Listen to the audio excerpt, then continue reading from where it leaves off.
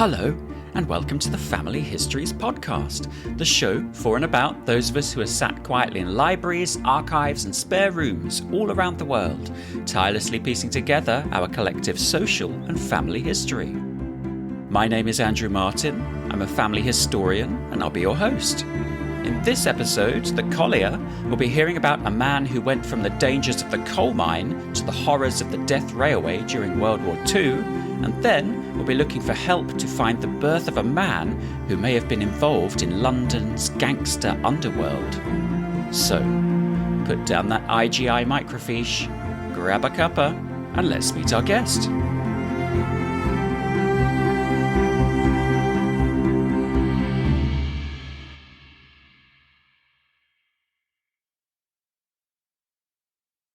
Today I'm joined by a postman who uses his research skills to reunite people with long-lost artefacts. He's reunited families with their relatives' war medals, photo albums, Bibles, and even a royal with an old family photograph. Or maybe that's the other way around. So, before he puts a "while you were out" card through my letterbox, I really should go and open the door to my guest. It's Adam Simpson-York. Hello, Adam. Welcome to the Family Histories Podcast. Hi, Andrew. You all right? Absolutely, yeah. It's great to talk to you. Yeah, you too. So we always start an episode pretty much with the same question, and that was, what was it that first got you hooked on researching family history? It's just something about family history that just fits well with the way that my brain works. Okay. There's no sort of one particular thing that has lured me in particular to sort of family history. It's just delving through records online and trying to unravel mysteries, and that's the sort of bit that just ticks my brain over. So it's quite easy to get lost down rabbit holes when researching different things. I love a mystery and trying to find a story. Well, there's plenty of those in family history. Would you say that, because I know that you do look at quite a lot of military history, would you say that maybe you're more of a military historian? Is that more of the interest, or was it family historian? The way I describe it is the thing that sort of excites me is the social history, it's the jobs, it's the addresses. Okay. The military history thing is just something I just sort of fell into when I first started doing medals going home. When I did that first medal, It was just sort of a one-off idea that just sort of went crazy. So I've kind of sort of just fallen into the military side of things. But the things that I do find interesting is finding out where people lived, what they did as jobs, and the sort of social history aspect. Okay. So where did you kind of start with your research? How did you learn to research in a way? I think I started off on Genes Reunited. Oh, okay.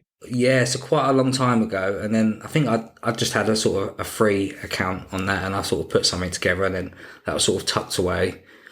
And then later on I thought, I'll try Ancestry and give that a go with another free trial. Yeah. And then it sort of picked up from there, and I realised that I could use Ancestry quite well. In fact, I just found it quite easy to use. So I started building a family tree from there, and then that sort of then got tucked away for a little while, and then it kept coming out and keep going back to it every now and then. Yeah. When your subscription runs out, you think, do I keep it? Do I not? But I keep it anyway. Chipping away at it. So that's just sort of kind of how all that started. Did you have any relatives around to help you with this?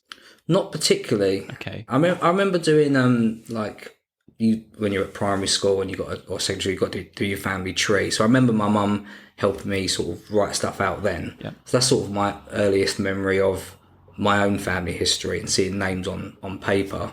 But subsequently, I've learned that my dad's mum's done all of her side of the family. Ah. Really in depth, like more than I can imagine. She's written books about loads of things to do with her side of the family. Wow. Which she's now been sharing with me because of the things that I've been getting up to. So did that bring things like family documents and photographs to you? Yeah, I mean, I seem to be sort of the keeper of quite a lot of my family stuff now. I'm the go-to person for when things are getting handed down. Nice. I've got quite a lot of stuff that I love look at any excuse to get it out and have a look at it, even though I've seen it 100 times, just to go through it and see the names and some of the stories about someone you'll hear about later on. I just love going through documents and pictures. So would you say that you've got like a favourite record that you like to research with, like a census or a baptism register or something?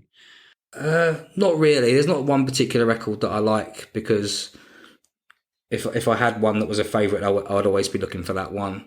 So and when I'm researching sort of medals and people in particular, it's just whatever comes up. You never know what's going to come up. Sure. And did you find that there were any particular challenges when you were starting out researching?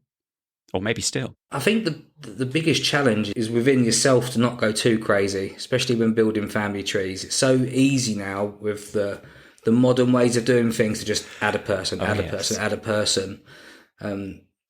That's probably the biggest challenge, is to not get into that habit of just adding stuff without checking everything. Yeah, well said. Did you find researching your own family history as fun as you have found tracking down living descendants of the people that you're identifying as the potential recipients for the items that you're finding? Which one's more fun? I think they're both fun, but in different ways. When I'm researching my own family, obviously I'm going back, so I'm finding out different things about where people used to live and what they used to do as jobs. But when I'm trying to find sort of living relatives of, say, a medal, I'm trying to find where they live now. And that's even harder in some ways because of sort of data protection and trying to find where someone lives right now and then try and get in touch with them is part of the challenge. But it's what I said before. I like that challenge. It's what keeps my brain whirring, and it's just the way that I work. And maybe there's an element of your kind of, as a postman, doing maybe the ideal job for somebody who's trying to hunt down modern day descendants. I mean, obviously you've talked about the privacy there, so I'm not expecting you at all to have a means of just go, look them up, find out where they live, because that doesn't sound very good from a data point of view. But it almost feels like those two, the researching and being a postman, is kind of like a nice kind of marriage of interests. It's definitely a narrative that a few of the journalists that have written stories about me have picked up on. I'm quite happy to go down that route. It definitely adds to the whole story of what I've done. Just adds another layer onto things. Yeah. Because when I get the medals, they come through to me in the post when I buy them, and then when I send them back off to the families, they go through in the post. So it's all sort of tied together quite nicely. Yeah. So we've mentioned medals going home a few times already, and you run that and you have a Facebook page. What's the best way to describe that? Well, it started out with me just buying a random World War I medal on eBay and then just doing a little bit of research into it. And then I found a living relative. That's what I was trying to do, just because I was just bored. It was COVID lockdown over Christmas, trying to think of something to keep myself occupied. Yeah.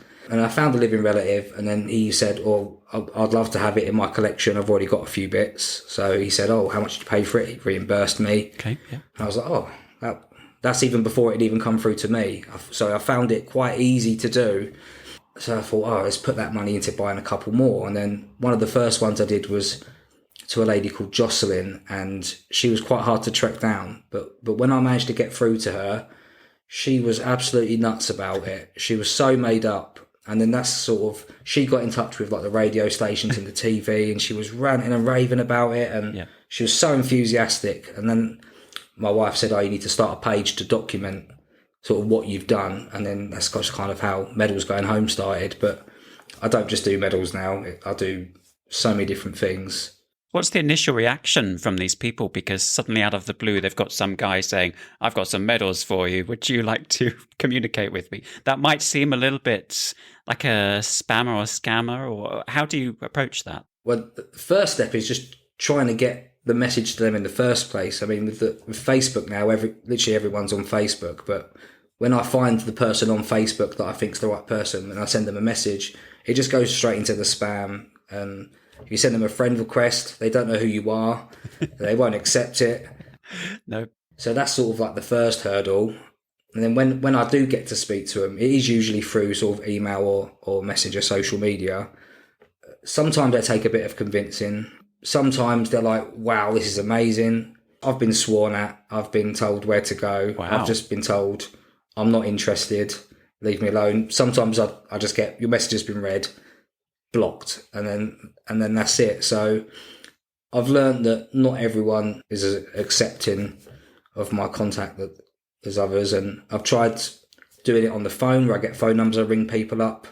I don't find that to be quite as successful because they're put on the spot right then on how to react to that, to what I'm telling them. Yeah. Whereas I find with an email or a message, they can read it, they can take it in and process what it is that I'm saying. Yeah, that makes sense. What do you do in those situations where someone just won't communicate to you? Do you have to kind of do a whole load more research to try and find someone else that this item might go to? Usually at that point, I have like a list of names that I've got to, like siblings. And if one of them is a bit like that, I concentrate more on the others. Sure. I have had it before where one of them has told me where to go, and then their sibling has then got in touch, and then I've explained what happened, and they've been really apologetic about what happened. But there's so many scams out there. Yeah, definitely. I don't blame people for being a bit hesitant when they get a strange person contacting them on Facebook, but I don't ask for money. It's nothing like that. So I just have visions of your house being full of things that you're trying to get to people, and you've just been blocked by them all. Yeah, I have got things. I've got. I mean, we do boot fairs every few weeks, and I'm trying to be a bit more selective now, but with the things that I pick up, and otherwise they'll just be piling up everywhere. Without maybe revealing your sources, where do you find these items? What sort of places? The number one place is eBay.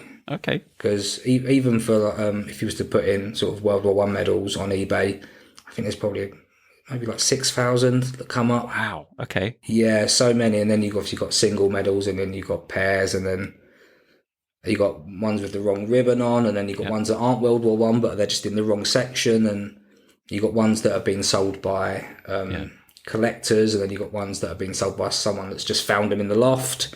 So there's a whole different range of sources that go to eBay to sell those sorts of things. You have to be careful, because I've been to boot sales and I've found something that's really good. I think, I can do that. Go to buy it, and then I say, how did you get it? And then they'll say, well, it's my mum's, or it's my family's, or on eBay sometimes people do sell their own family's medals.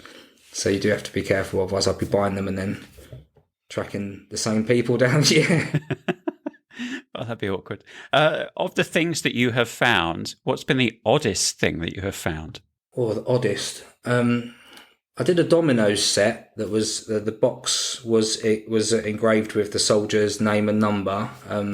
So that was quite a nice one. Oh, very nice. I've done a swagger stick that had sort of engravings on it. I did a person. I had someone contact me saying that they were looking for their dad. Oh, okay. And they thought that it might be linked with my family tree. So I was like, you've come to the right person. And he hadn't seen his dad for over 30 years since he was a child. And it took me about 2 weeks. Wow. I found his dad on Facebook. Yeah, it was one of those things when I got the message from his dad and it said, you've been trying to contact me. Is this about my son? I really want to know how he's doing.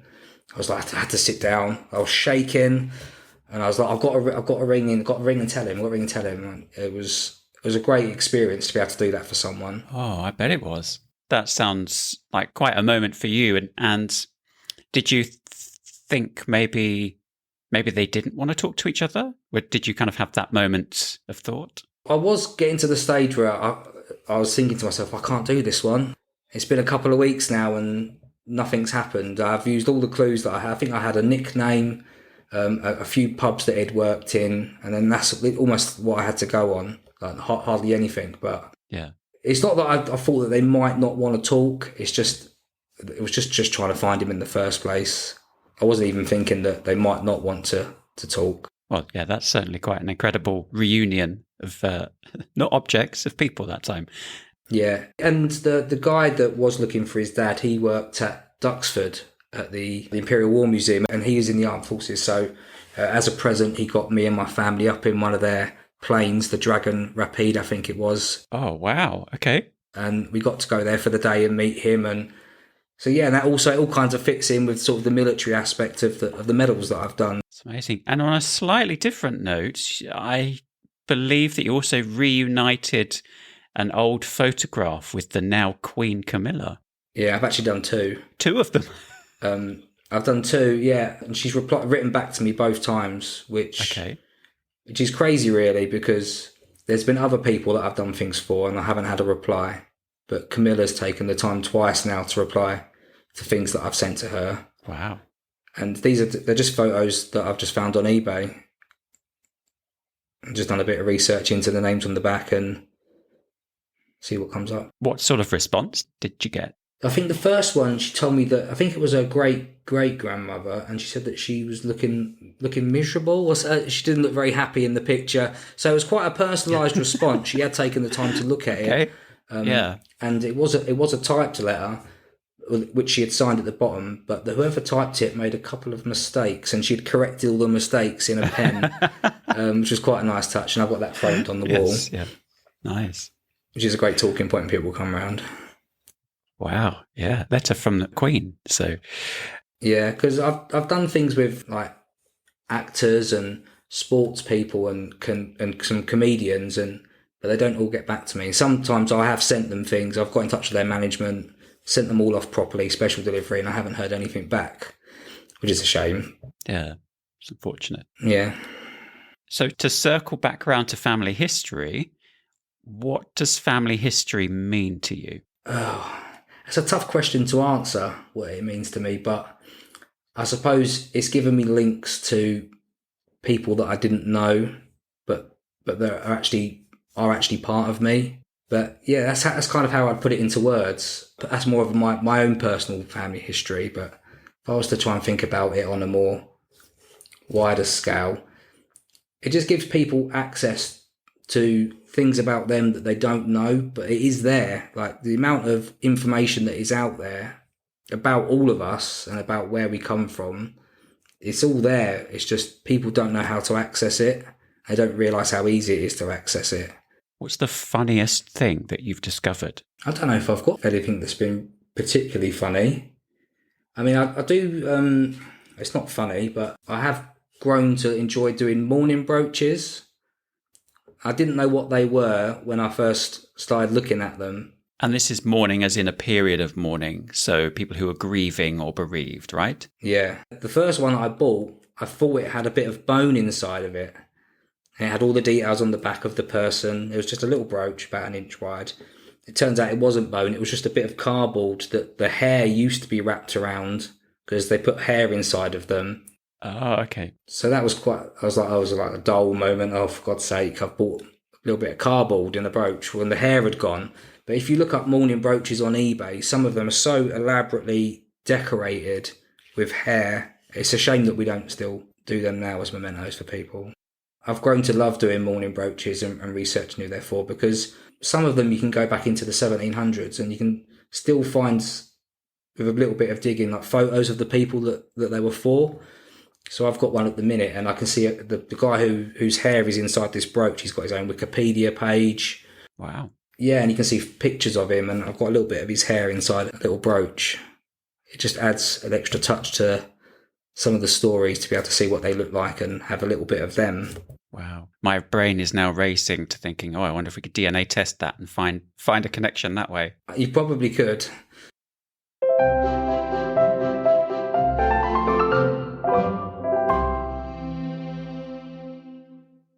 Everybody's family is different, and that's the exciting bit. You never know whether the next record will lead you to a fascinating life story. And speaking of which, it's that part of the show where my guest picks one of their most fascinating relatives that they've researched and tells their life story. Right, Adam, who are you going to introduce us to? Okay, I'm going to introduce you to David Edward Ellis, who was my great-grandfather. Okay, yeah. David was born on the 21st of December in 1907 in Shotton Colliery in Durham. His parents were William and Louisa, who were both from Denbighshire in Wales, in particular around the Ruabon area. I don't know if that's how you pronounce it. Okay, we'll go with that. I'm sure someone would tell us. William was a coal miner, hewer, literally meaning that he was working at the coalface, which must have been a horrible job. Yeah, hard work. And I'm assuming that he moved from Wales to Durham for work, to work in the mines. Right. And my great-grandfather was one of 6 children, his only younger sibling being his sister Emma, who was born in 1916. Okay. On the 1911 census, David, aged 3, was living in Shotton Colliery with his parents, 5 siblings, and a boarder called Charlie Daly. His parents have completed 16 years of marriage, and he has 5 siblings living with him at this point, but one has sadly died. His older brother is already working in the mines, aged only 15. By 1921, on the census, with thanks to Find My Past, shows the family still living in the same place, but David's now 13, and I presumed at this point he was still at school, although it doesn't say that on the census. His father's employer is recorded as Shotton Colliery, but he's now out of work. His sister is working as a tailoress for the Sherburn Hill Cooperative Society, and then there's a new boarder living with them, and this time he's called Harold Summers. So I'm assuming that they kept having different people living with them to help pay the bills, I suppose. Bit of extra money, yeah. Yeah. And I know that David, my great-grandfather, spent some time with the Royal Artillery, the 93rd Field Battery, as I have two of his certificates from 1926 and 1927. And one of them was for him passing his exams in map reading, English and mathematics. Well done him. David married Florence on Christmas Day in 1929 at Holy Trinity Church in Blackheath, Greenwich. So at some point he must have moved down to London. Yeah, that's quite a journey. Yeah, quite a distance. David is aged 22 when he got married, and this is the first time that I can find an occupation for him, and he's also a coal miner. Despite getting married in Blackheath in London, his address was still the same place in Durham. However, his wife is from Blackheath, right, and her address was 5 Haddow Street. The witnesses were Agnes Annie Batchford and George Thomas Batchford, who were Florence's aunt and uncle, which is another good thing about doing marriage certificates and looking at the witnesses, seeing who's actually there. Yeah. You can also check to make sure you got the right couple as well by going by the witnesses sometimes. Yeah, but they only had one child during their marriage, which was my grandfather, who was also David Edward Ellis. He was born on February 26, 1932. In 1939, I could only find Florence on the register. She's living with her parents and her brother in Greenwich. Florence is working as a bottle washer, the same as her mother. Her father, Joseph, is a white lead worker, and her brother is a Bakelite moulder, which I'm not entirely sure what it is. It's like a really hard plastic, and so they made things like jewellery and doorknobs and light switches, but it's probably telephones that are the best known item. So he must have moulded the shapes, I imagine. Yeah. I know that my grandfather was sent to live with his Aunt May during the war. I actually have a letter from David Sr., my great-grandfather, to his sister May on Friday the 1st of November 1940. He asks May if she has won any more boobies yet, which I'm assuming is a booby prize. Okay. And he also says, it has been raining like Billy-O down here, which I did look up, and it indicates that he's still down in London, which is my great-granddad still down in London. And Billy-O is slang for quite a lot or a large amount, but it's not a saying that I hear anymore. I've heard it a little bit, yeah. So I knew what it was when you said it, but yeah, that's an old phrase. I haven't heard that for ages. And in his letter to his sister, he says, May dear, how is Flo, who's Florence, and the boy, who is my great-granddad? How is Flo and the boy getting on? I know you will look after them all right for me, and when this nonsense is over, I will see you okay.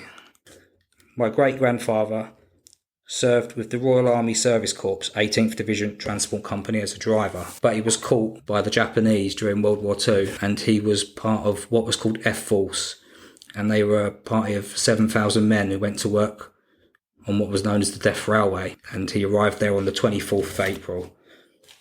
Unfortunately for the men of F-Force, they were forced to march 290 kilometres to an area around Songkurai at the beginning of the wet season. And unfortunately, my great-granddad succumbed to cholera and tropical ulcers on the 11th of June 1943 at the age of 45 in Thailand. Oh, horrific.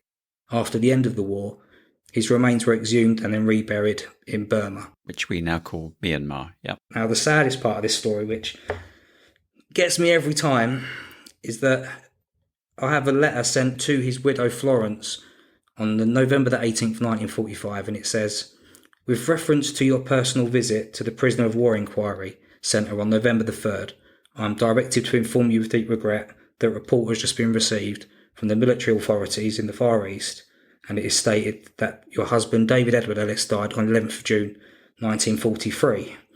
But she got this letter in 1945. So he had already been dead for 2.5 years. So I can't imagine what that's like. She must have had an inkling when letters stopped coming. Yeah. But it's quite sad. And I have telegrams that he'd sent to her, and I've got pictures that my granddad drew of his dad holding a little toy gun, which is quite sad because my granddad never really got over the death of his dad, because I think he must have been about 9 or 10, I think, when his dad died. And we was always told to not really ask him about his family when he was alive, because he would get upset. Yeah. And that was when we was little, so we kind of never mentioned it. But since he passed away, I've inherited some of his folders of paperwork, and I've begun to realise just how much it affected him. And I've pages upon pages of letters that he had written to charities, organisations, MPs, even Tony Blair, about the plight of the prisoners of war in the Far East and how much he would love to go to his father's grave, something which he never managed. I also didn't know that he regularly attended memorial services at the cenotaph. He also campaigned with them to have a new memorial built, which went on to become part of the National Memorial Arboretum. In my folder, I've got sort of pencil drawings of what they planned that it would look like. I've got all of them. And I don't think he ever got to visit there either, unfortunately. But the story of David Edward Ellis lives on through the photos and the paperwork and the documents that I have, and through the telegrams and handwritten letters, and also through the fact that he's a spitting image of my eldest son. Wow. And it's so uncanny that they both look exactly alike. Wow. Well, I mean, it certainly sounds like, David and his family went through some pretty hard times, going from being a coal miner through to having to work on the death railway. Yeah. And, that is just a horrible thing that happened to a lot of people. And it must have been a dreadful shock to learn that, okay, yes, he had died, but he had actually died quite a long time before it being announced. So, it must have been exceptionally hard on his family. Yeah. I can't imagine that sort of time scale waiting to find out what happened. No. She must have had an inkling because of the time. 2.5 years is quite a long time to not hear anything. And it sounds like she went to the War Office to try and chase up what had happened to him. But she went on and she lived a long life and she never married again. So it's quite a sad story. And I don't want to say it's nice, but it's kind of nice to have the telegrams and the letters, even though, they come with a whole ton of sadness because what happens. But to be able to have those letters and the drawings as well, that must be quite a nice thing and a very treasured thing to have in your collection. Yeah, it's not just the stuff about my great-grandfather that I've got, like the telegrams and the letters. It's the stuff that my granddad had stockpiled, all the letters that he sent. Yeah. He's got letters to Tony Blair in there, and then all the stuff to do with the charities they work for. And I've got letters where he's literally begging for information to try and get out to Burma to see where his dad was buried. But I can't imagine that's an easy trip now, let alone all those years ago, say like 50 years ago. And that grave is identified, isn't it? I've got photos of it now, and I know that my granddad did have photos of it. So we know where it is.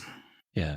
Well, that's just an incredibly sad story to hear, and inevitably for you to tell us as well. But thank you, Adam, for sharing the life story of David Edward Ellis.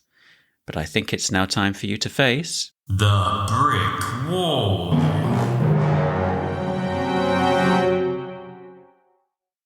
As we climb our family trees, we will no doubt encounter a pesky, seemingly immovable brick wall.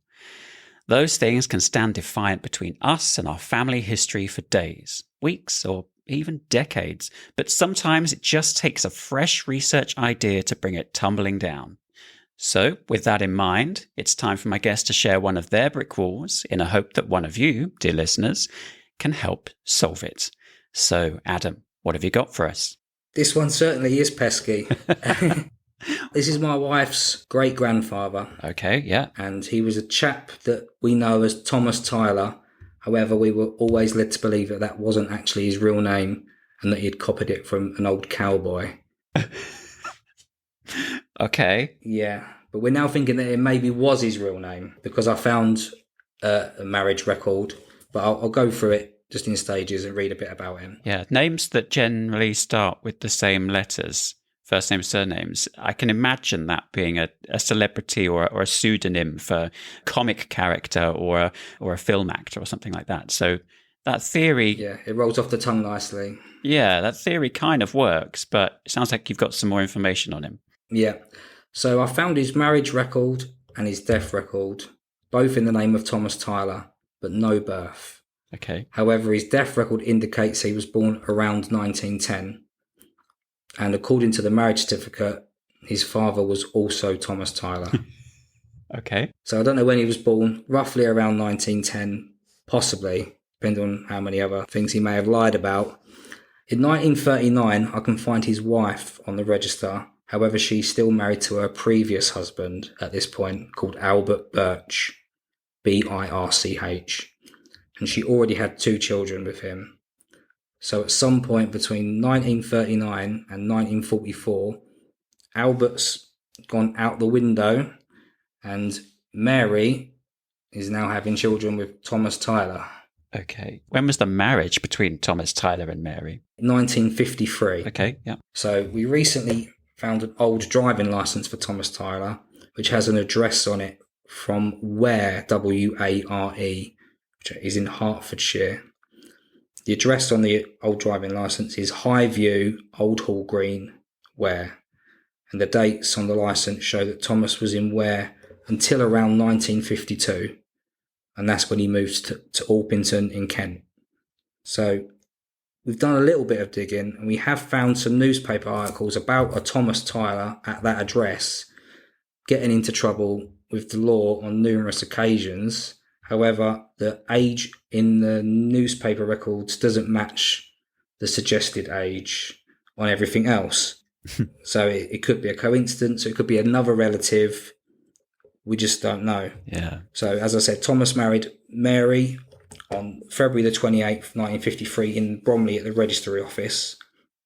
On his marriage certificate, his age is listed as 41, which would mean a year of birth of around 1911, 1912. His job is a warehouse man and his father's job is a house painter. And he had his children with Mary before they got married.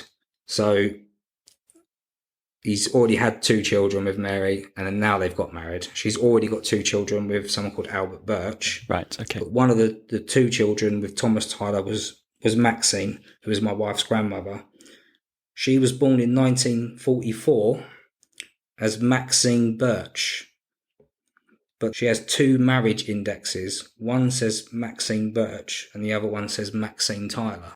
Must be because the mother's last name at that point is not, by the registrar's point of view, Tyler. Yeah. So hence the Birch. But yeah, this is curious. And then Thomas Tyler died in December 1960 in Bromley in Kent at the age of 50. And we're desperately trying to work out what is the truth about him, because the rumour in the family is that he was a minder for the gangster Jack the Hat McVitie.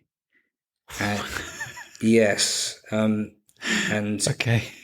We've tried contacting other people to help verify it, and they're saying that because he got in trouble in his previous life and he would have been in prison for some of those things he got in trouble for around the same sort of time that the Crays might have been in prison.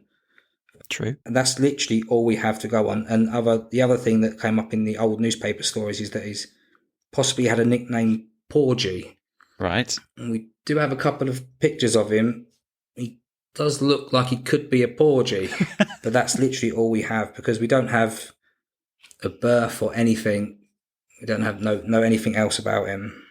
Wow. That is tantalizing because it sounds quite like there's like almost a secret life going on here somewhere, or maybe a name change to protect him once he was outside. Or he's lied about a few things. Yeah. Possibly lied about when he was born, maybe his name. As this is your wife's ancestor, has your wife done any DNA testing to see if this can be forwarded a bit? No, but I'll let you in on a secret, is that I got my mother-in-law in the Secret Santa this year.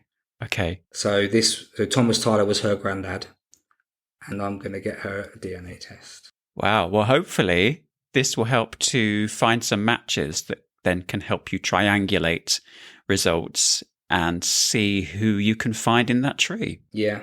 I've been telling her to do it for a while, but she's a bit sceptical, but I think she may be surprised with what comes back. I think we might all be surprised by what comes back by the sound of it.